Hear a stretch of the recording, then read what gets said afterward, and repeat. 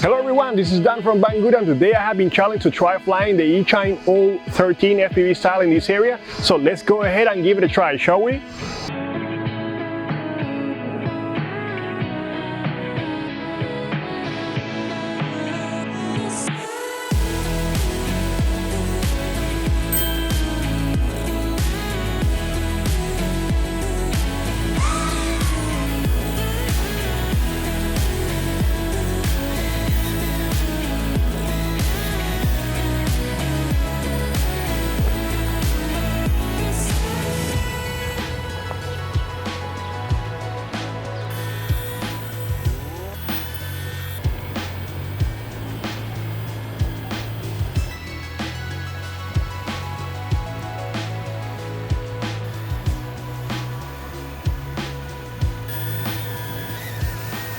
Okay, so we actually managed to fly this little fellow.